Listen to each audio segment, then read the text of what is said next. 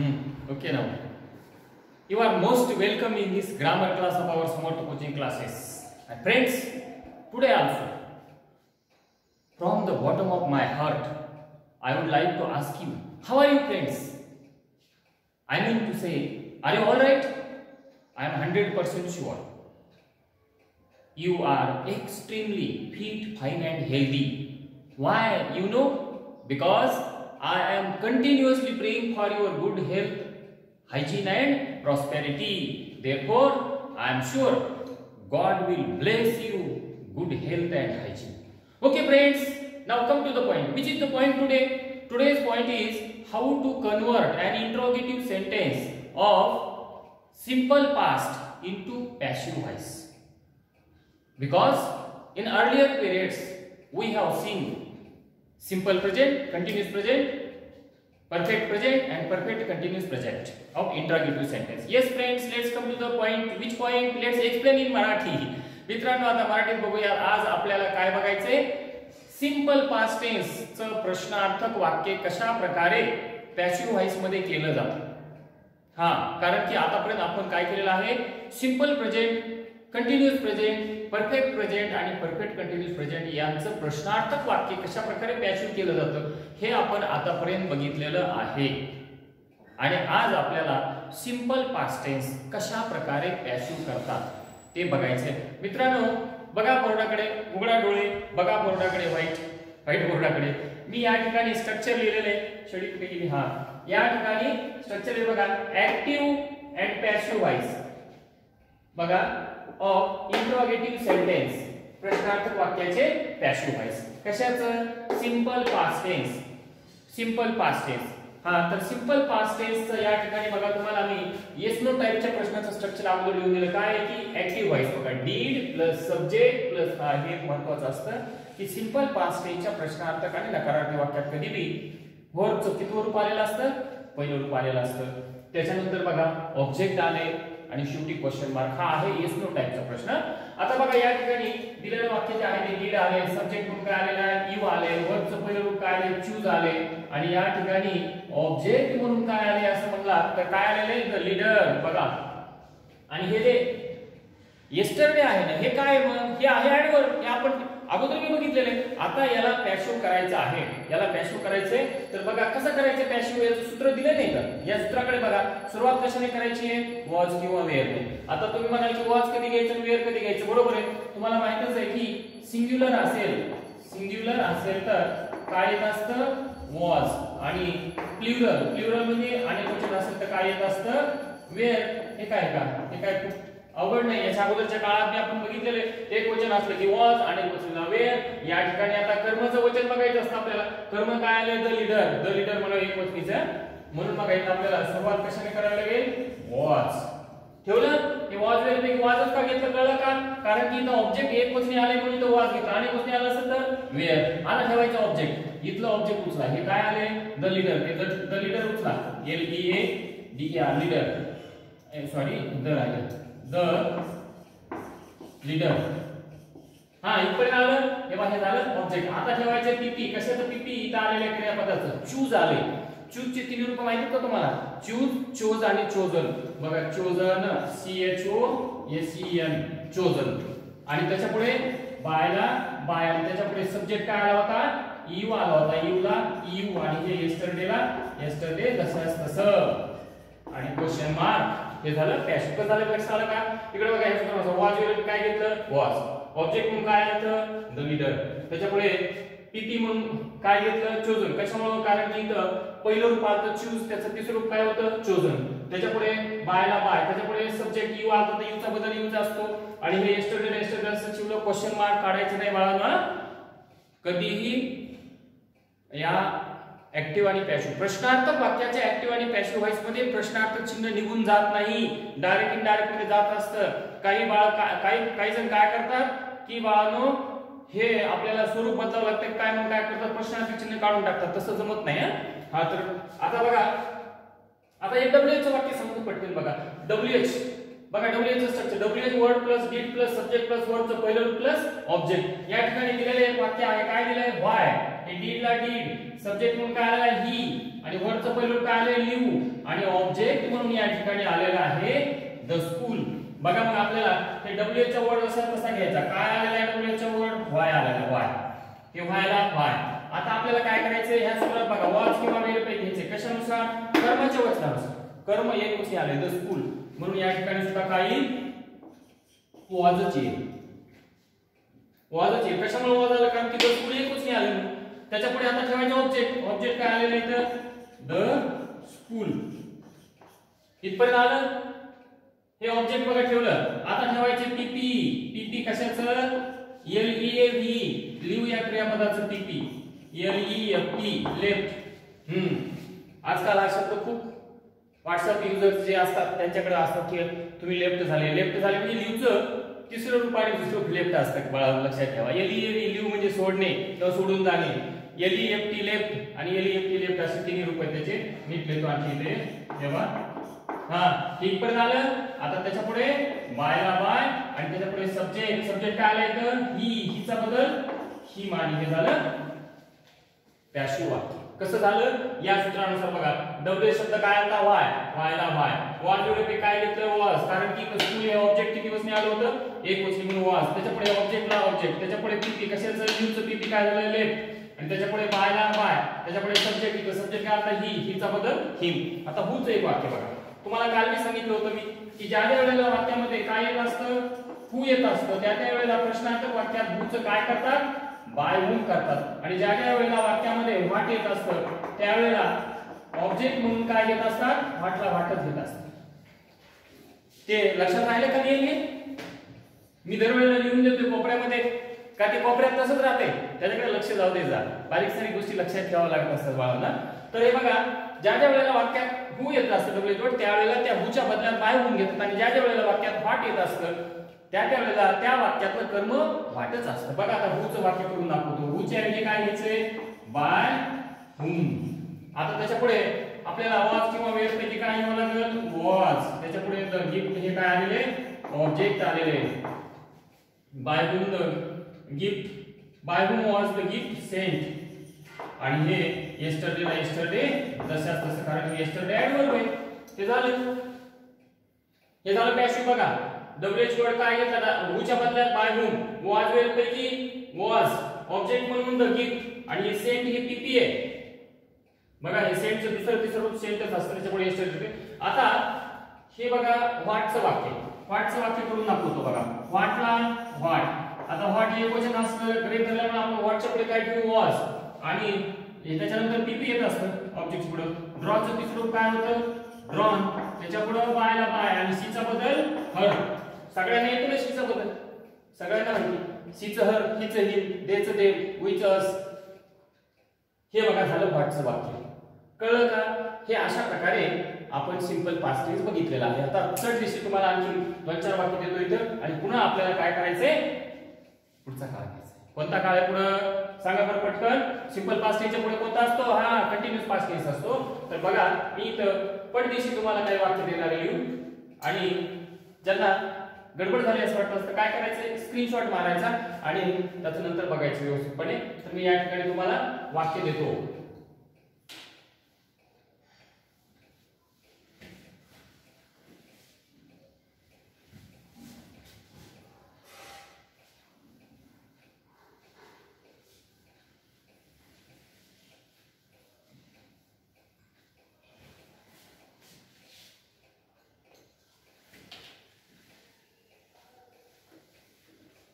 बघा वाक्य देतो इथं, म्हणजे वरील मला परत लिहिता येईल.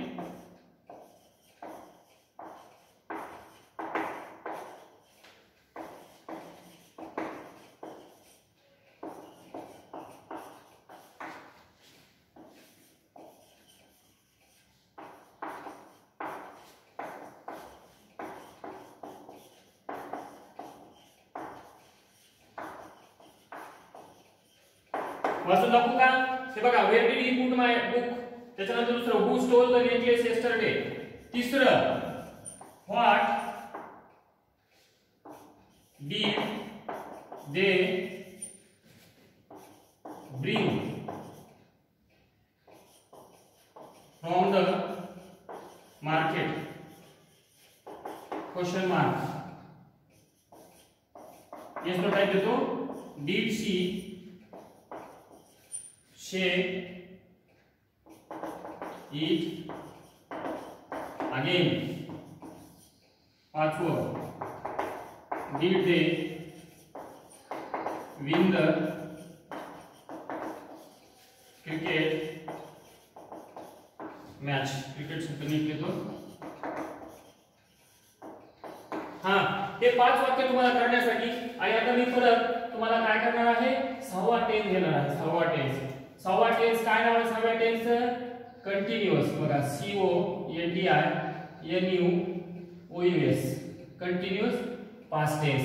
त्याचं कंटिन्यूअस पास्ट टेन्सचं ऍक्टिव्ह व्हॉइस मध्ये येस नो टाइप मध्ये ऍक्टिव्ह व्हॉइस. बघा was oblique where plus subject plus verb ing plus object. Tense शिकत असताना आपण प्रश्नार्थक स्ट्रक्चर शिकलेलो आहोत. नीट लक्षात ठेवा. एक उदाहरण पण लिहून देतो पटकन.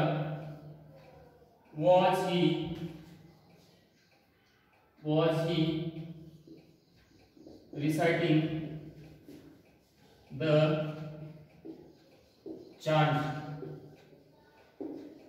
अगेन बघा आता त्याचं पॅसिव्ह व्हॉइस मध्ये काय होते ते बघा. पॅसिव्ह व्हॉइस मध्ये was किंवा where plus object plus being plus PP plus by plus subject आणि क्वेश्चन मार्क द्यायला विसरायचं नाही. बघा आता लागलीच मी काय करतो तुम्हाला लगेच हे वाक्य करून दाखवतो. कसं करायचं? या ठिकाणी बघा दोन्ही सूत्र दिलेले आहेत. एक ऍक्टिव्ह दिलं, एक पॅसिव्ह दिलं. हे ऍक्टिव्हचं was verb plus subject plus verb ing plus object आणि क्वेश्चन मार्क. इथं उदाहरण पण दिलं. was verb काय आलंय was, सब्जेक्ट म्हणून काय आलंय ही, verb ing काय आलंय रिसाइटिंग, ऑब्जेक्ट म्हणून काय आलंय या ठिकाणी ऑब्जेक्ट आलेला आहे द चांट. काय आलेलं आहे द चांट आणि आगे हे ऍडवर्ब आहे. अशा प्रकारे या ठिकाणी एक उदाहरण दिलेले हे वाक्य आपल्याला पॅसिव्ह करून बघायचे. जास्त वेळ घेत नाही मी, परंतु हे लगेच वाक्य मी करून दाखवतो. कसं करून दाखवते बघा स्टेप बाय स्टेप. आता तुम्हाला तुमच्या समोर सूत्र लिहिलेले आहे का नाही सूत्र? was verb पैकी एक घ्यावं लागेल. कशानुसार घेतात? ऑब्जेक्ट नुसार. इथं ऑब्जेक्ट काय आले द चांट, एक वचनीच आलेलं आहे म्हणून आपल्याला या ठिकाणी परत एकदा wasच घ्यावा लागेल. तुम्ही म्हणाल की सगळ्याच वाक्यात सर wasच कसं काय घ्यायचं? कर्म एक वचनी आलं तर was आहे आणि वचन असलं तर where असतं. हा, त्याच्या पुढे बघा ऑब्जेक्ट. ऑब्जेक्ट काय आलेलं इथं द चांट. चांट म्हणजे काय बघा? चांट म्हणजे मंत्र. हा, तेव्हा हे ऑब्जेक्ट कडे आलो आपण. आता कोणता बी कंटिन्यूअस टेन्स असला की त्याच्या पॅसिव्ह व्हॉइस मध्ये बीइंग येत असतं. बघा हे बीइंग आलं की नाही? आता त्याच्या पुढे पीपी. कशाचं? रिसाइटिंगचं पीपी काय होतं? RECITED recited. RECITED recited. आणि हे त्याच्या पुढे बायला बाय ठेवा. त्याच्या पुढे सब्जेक्ट काय आला ही, हिचा बदल हिम आणि हे आगेला आगेल आणि शेवटी क्वेश्चन मार्क. शेवटी क्वेश्चन मार्क. हे कळलं का? ते was verb पैकी was, ऑब्जेक्ट म्हणून द चांट, being ला being, PP कशाचं रिसाइटिंग PP रिसाइटेड. त्याच्यापुढे बायला बाय, सब्जेक्ट काय आलं इथे ही, हिचा बदल हिम आणि आगेल आगेल. हे इकडं मगाशीच तसं आहे. हे सिंग्युलरला was, प्लुरलला where, whoचा बदल by whom, whatचं what's. हे कळलं का? हे झालं येस नो टाइपचा प्रश्न झाला पॅसिव्ह व्हॉइस मध्ये. आता मी खालचं पुसून टाकतो. हे मला वाटतं तुम्ही हे लिहून घेतलंच असेल आहे का नाही? झाले सगळ्यात लिहून? हो, कोणीतरी म्हणते नाही. ठीक आहे, आता तो स्क्रीनशॉट मारून घ्या. चालतंय ना? तर बघा आता मी तुम्हाला WH चं सांगतोय. WH बघा WH मध्ये ऍक्टिव्ह व्हॉइस. WH मध्ये ऍक्टिव्ह व्हॉइस काय नाही, यालाच फक्त काय असतं WH चा शब्द लागला असतो ना बघा. WH वर्ड प्लस was किंवा where plus subject plus verb ing plus object आणि क्वेश्चन मार्क. हे झालं ऍक्टिव्ह व्हॉइसचं सूत्र WH प्रश्नाचं, ऍक्टिव्ह व्हॉइसचं. आता एक वाक्य पण घेतो लगेच. why किंवा when was she telling a tale. Why was she? when was she telling a tale? Telling a tale. आता टेलचे दोन अर्थ होतात. टेल म्हणजे गोष्ट आणि टेल म्हणजे चाडी. टू टेल अ टेल म्हणजे चाडी करणे. एक फ्रेज आहे बघा. टू टेल अ टेल म्हणजे चाडी करणे. तर या ठिकाणी मी आता ताबडतोब तुमच्या समोर काय करणार आहे, एका मिनिटामध्ये पॅसिव्ह व्हॉइस सादर करणार आहे. पॅसिव्ह व्हॉइस सादर करणार म्हणजे तुम्हाला करून दाखवणार आहे. बघा अगोदर याचं सूत्र लिहितो ना पॅसिव्ह व्हॉइसचं. पॅसिव्ह व्हॉइस मध्ये डब्ल्यूएच वर्डला डब्ल्यूएच वर्ड असेल तसा जो आलाय तो. त्याच्यानंतर काय असतं रे बाबा, जसं इथं काय घेतलं आपण, इथं वॉज वेअर घेतलेलं आहे आणि वॉज वेअरच्या पुढे काय घ्यायचंय, ऑब्जेक्ट घ्यायचंय. हा, ऑब्जेक्टच्या पुढे काय घ्यायचंय, बीइंग शब्द घ्यायचा आहे. बीइंगच्या पुढे काय घ्यायचंय, पीपी घ्यायचंय. पीपीच्या पुढे काय घ्यायचंय, बाय. बायच्या पुढे काय घ्यायचंय, सब्जेक्ट आणि शेवटी क्वेश्चन मार्क. बघा हे पॅसिव्हचं सूत्र आणि हे पॅसिव्ह सूत्र काय बदललंय, फक्त हे इथून मागचा डब्ल्यूएचा शब्द एक एक्स्ट्रा आहे. बाकी बघा वॉज पैकी वॉज, ऑब्जेक्टला ऑब्जेक्ट, बीइंगला बीइंग, पीपीला पीपी, बायला बाय, सब्जेक्टला सब्जेक्ट. म्हणजे एसनो टाइपच्या प्रश्नाला फक्त एक डब्ल्यूएचा शब्द लागला की तो डब्ल्यूएचा क्वेश्चन तयार होतो. आता हेच वाक्य मी तुम्हाला पॅसिव्ह करून दाखवतोय. आता पॅसिव्ह करून दाखवत असताना वाक्यात आलेलं काय, काय वाक्यात आलेलं, वाक्यात आलेला डब्ल्यूएचा शब्द जसे तसा उचलायचा. उचलला का, उचलतो का तुम्हाला, ठीक आहे मी उचलू लागेल. हे बघा व्हेनला व्हेन, त्याच्या पुढे वॉज वेअर पैकी वॉजच येईल तरी कशामुळे वॉज आहे बघा बाळा. इथे या ठिकाणी द टेल, अ टेल, अ म्हणजे एक वचनी, हे ऑब्जेक्ट आलेले आहे. हे बघा हे ऑब्जेक्टला ऑब्जेक्ट, हे वॉजला वॉज. त्याच्या पुढे कोणता शब्द येईल आता, त्याच्या पुढे येईल बीइंग. हे बघा इथं सूत्रामध्ये बीइंग. त्याच्या पुढे येईल पीपी. टेलिंगचं पीपी काय होतं, टोल्ड होतं.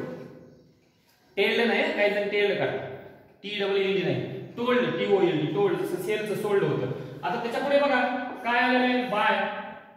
आणि सी चा बदल हर, क्वेश्चन मार्क. हे झालं डब्ल्यूएच चं पॅसिव्ह वाक्य. कसं झालं, डब्ल्यूएच चा शब्द जसा तसा, वॉज वेल पैकी वॉज, कारण की ते एक वचनी कर्मात म्हणून वॉज. त्याच्या पुढे कर्म जसं तसं इथं टेल. त्याच्या पुढे सूत्रातलं बीइंग जसं तसं, त्याच्या पुढे सूत्रानुसार काय पीपी, कशाचं पीपी, टेलिंगचं पीपी, टोल्ड. त्याच्या पुढे बायला बाय, त्याच्या पुढे सब्जेक्ट भर घेतला, कारण की सब्जेक्ट काय आलता शी. त्या शी ला उचललं इकडे ठेवलं, पण इकडे ठेवलं त्या शीचा बदल झाला. काय बदल झाला, शीचा बदल हर झाला. आता बघा हुचं एक वाक्य सांगतो, हुचं. आता दरवेळेला तुम्हाला हुचं सांगायची गरज नाही पडली, तुम्हाला माहिती आहे वाक्यात जर हु आलं तर त्या हुचा बदल बाय हुन करतात. व्हाट आलं तर वाक्यामधलं ऑब्जेक्टच व्हाट आहे असं गृहीत धरतात. बघा एक हुचं वाक्य करून दाखवतो. हु वाज आस्किंग द addresser then. बघा who was asking the address. आता या ठिकाणी आपल्याला ह्याचं पॅसिव्ह करत असताना या whoच्या बदल्यात काय घ्यायचंय, by whom. त्याच्या पुढे ऑब्जेक्ट म्हणून आले तर ॲड्रेस म्हणून या ठिकाणी ऑब्जेक्ट ऑक्झिलरी वर्ब was वेळ पे काय येईल, was. बघा whoच्या बदल्यात by whom. आता हे सूत्र बघा डब्ल्यूएच शब्द म्हणून काय आले तर by whom. त्याच्या पुढे was वेळ पे की was. आता ठेवायचं ऑब्जेक्ट इथं काय आलेलं आहे, द ॲड्रेस. त्याच्या पुढे कोणता शब्द येईल, बीइंग येईल, बीइंग. आणि त्याच्या पुढे काय येईल, पीपी येईल. पीपी कशाचं, आस्किंगचं पीपी काय होत असतं, आस्क्ड. आस्किंगचं पीपी आस्क्ड. आणि त्याच्या पुढे हे देन जे आहे ना, देन इथे ठेवा किंवा तिकडे ठेवा. बायला बाय, सॉरी बाय नाही, त्याच्यामध्ये सुरुवातीला घेतलेलं देनला देन जसं तसं इथं. आणि आपण हुचं वाक्य बघतोय ना, त्यामुळे बाय पुढे घ्यायचा प्रश्नच नाही ना. By whom was the address being asked then.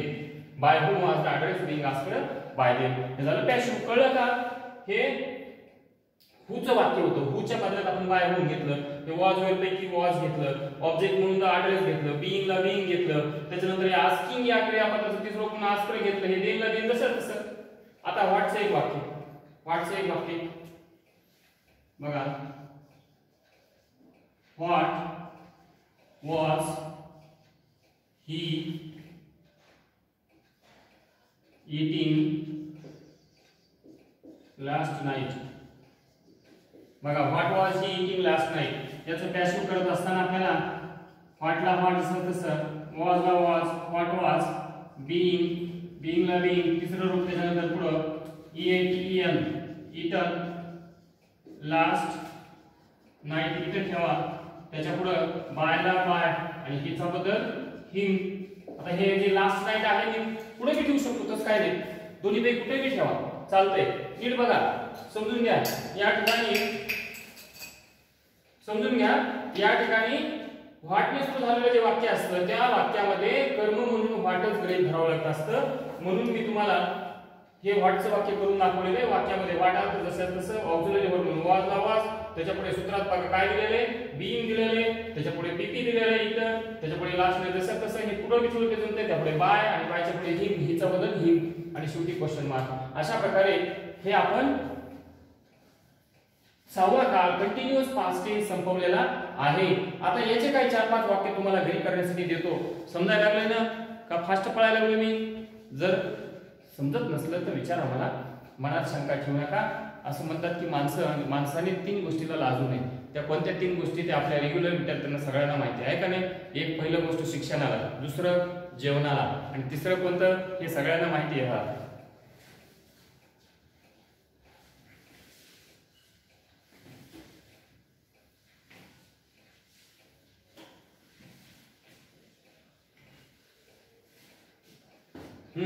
घरी करायला देऊ हे बघा.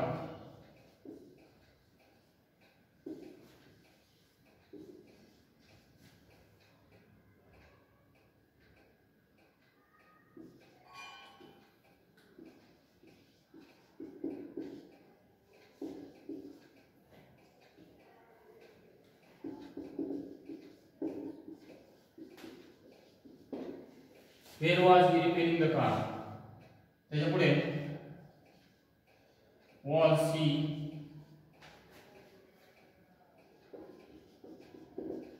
serving the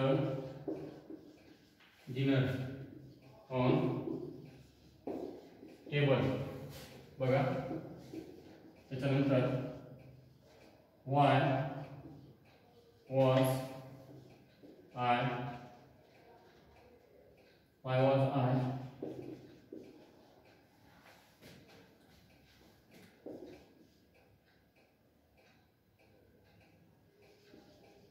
borrowing the bike?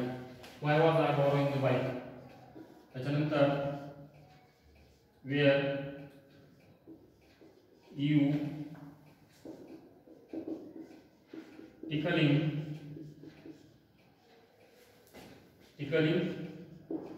him last night? बघा where you tickling, tickle म्हणजे गुदगुल्या करणे माहिती ना. त्याच्यानंतर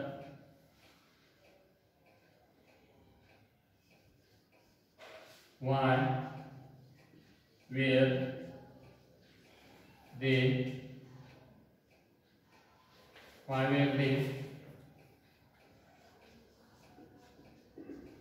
cutting the rain